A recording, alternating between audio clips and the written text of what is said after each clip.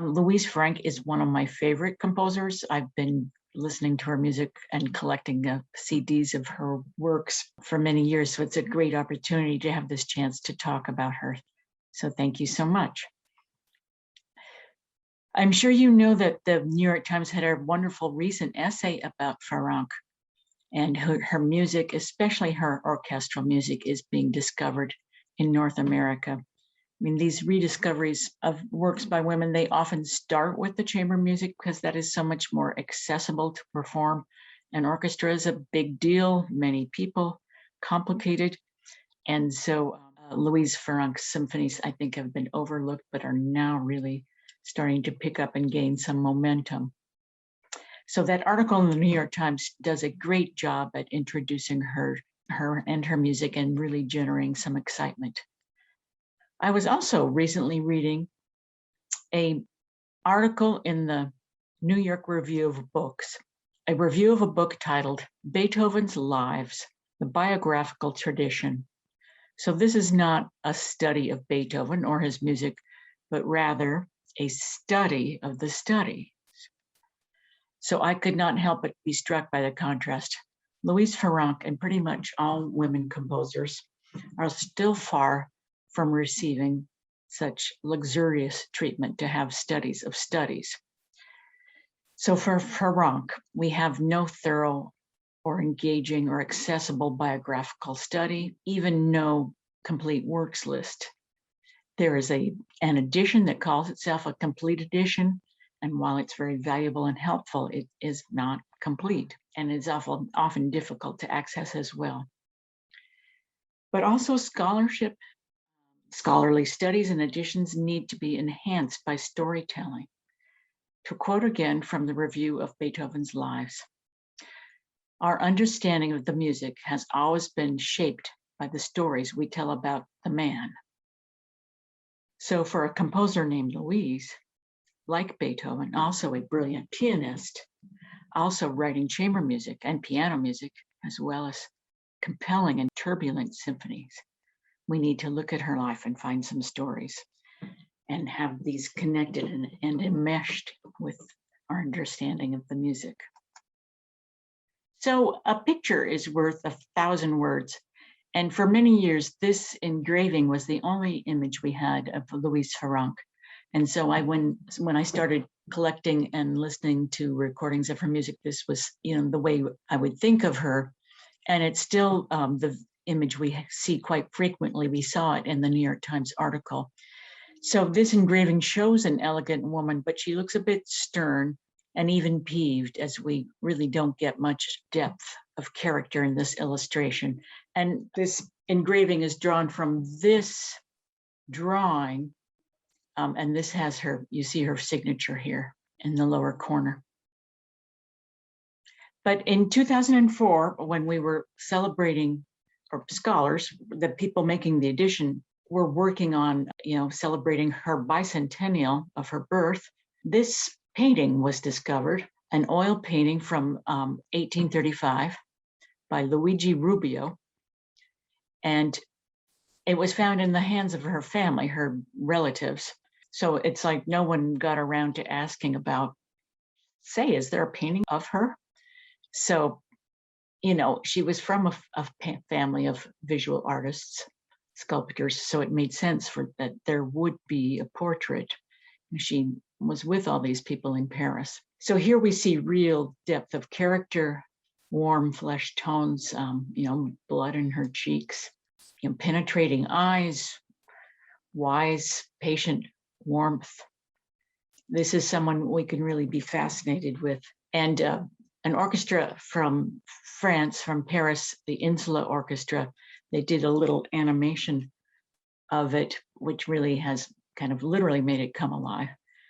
So she's born into this artistic family, the Dumont family, in Paris, and her musical talent is recognized at an early age. She begins piano study at age 6 and begins the study of composition with Anton Reicha. He was had known Beethoven. He was a German, but she's not allowed to study at the conservatory because they don't accept women students to study composition, but she studies with him privately. and has her piano studies with some illustrious figures as well, Ignaz Moscheles and even Hummel. She takes time out from her studies to marry Aristide Farrenc, and this was a very wonderful marriage. That he was a flute player. He had left Marseille and wanted to live in Paris with the artistic life there. And they performed together. He was very encouraging of her. And he had worked as a performer in the Paris Opera, but he eventually gives that up and starts a publishing business. And of course, that's a very helpful thing for her as well. And he's very proud of her and seems to be very encouraging all the time. And then she goes back and studies further with Reiche composition. So their daughter is born in 1826, and Victorine, and she will eventually become a very skilled pianist as well. The portrait is painted in 1835, perhaps, I can imagine, maybe to celebrate the success of her first orchestral work, the Overture No. 1. Piano publications start in the 20s, and she has more works for piano than anything else, but also quite a few chamber works, praised by Robert Schumann, a lot of positive criticisms. The set of piano etudes becomes adopted by the conservatory as required study, so that's something very significant. That's after she's appointed as professor there in 1842.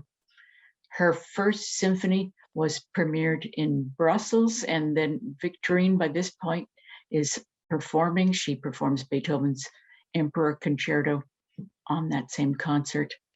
And the conductor was Fétis, who I know more as a historian, but also a critic and conductor, and leading and championing a lot of these composers who were not doing what was so important for musical life in Paris. When the dominating thing of musical life in Paris was opera, and so doing symphonic music was seen as something serious and really not quite fashionable in Paris.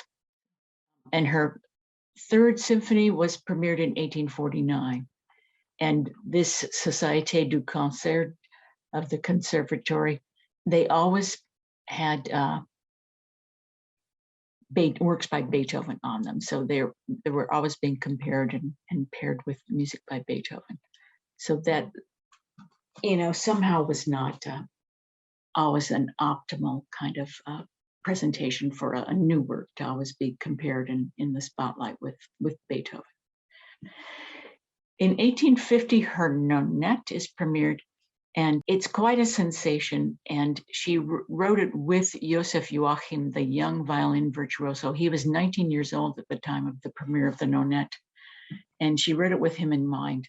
And I think also in the case of these, going back to these piano quintets that she wrote in 1839 and 1840, the piano quintets that included string bass, so violin, viola, cello, and bass, because there was a famous string bass player in the opera who would perform in them. So she didn't have the more usual instrumentation of, like a string quartet with the two violins. She had a string bass instead.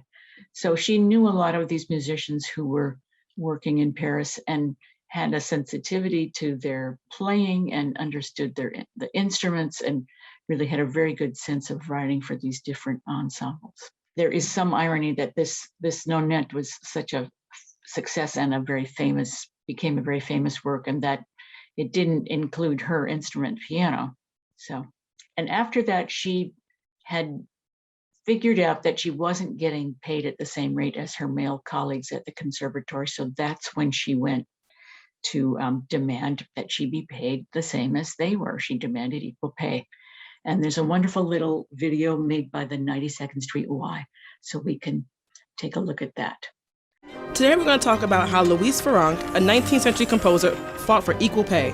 In a time when Beethoven, Berlioz, Chopin, and Mendelssohn are the biggest names in music, Louise Farrenc is also being celebrated as a brilliant composer of chamber music. In 1842, she becomes professor of piano at the Paris Conservatoire, making her the only woman in the entire 19th century to receive tenure there. But, surprise, surprise, Farrenc quickly finds out that her salary pales in comparison to what her male colleagues are making, even the more junior ones. So when Farrenc premieres her Nanette in 1850, featuring the famous violinist Joseph Joachim, she decides to stand up for herself. She writes to the director of the Paris Conservatoire and in a polite and eloquent way tells him to pay her what she's worth. And it worked! Farrenc was granted a raise that matched her male colleagues and remained at the Conservatoire for another 20 years. And that's how Louise Farrenc won equal pay in the 1800s. And here's just a little quote from the letter that she wrote to Aubert, asking him to pay her fairly. I dare hope, Monsieur Directeur, that you will agree to fix my fees at the same level as these gentlemen, because setting aside questions of self-interest, if I don't receive the same incentive they do, one might think I have not invested all the zeal and diligence necessary to fulfill the task which has been entrusted to me.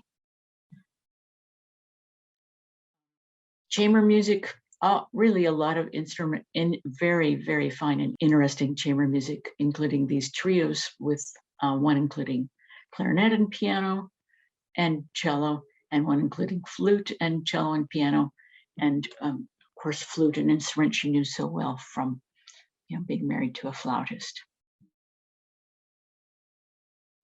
Her daughter dies, and that was a big tragedy. Her daughter was a very successful pianist, but she dies at the age of 32. And that was just devastating for the Farrencs. And from this point on, she really turns away from composing.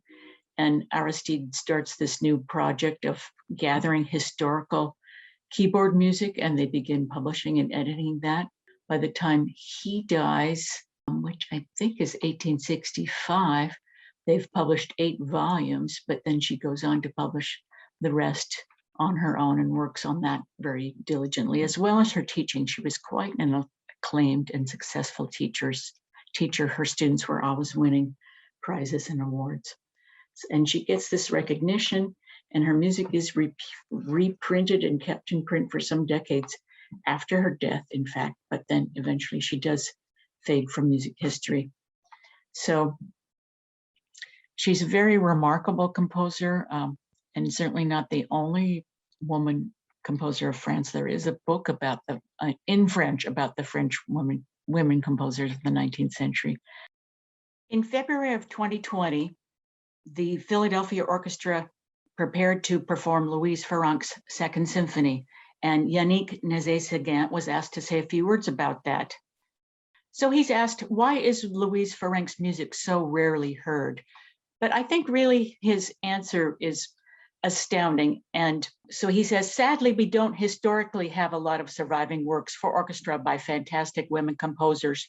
The reason is simple. Very often at that time, wonderfully talented women were asked to abandon their careers to support their husbands. This, of course, is a sad fact of history.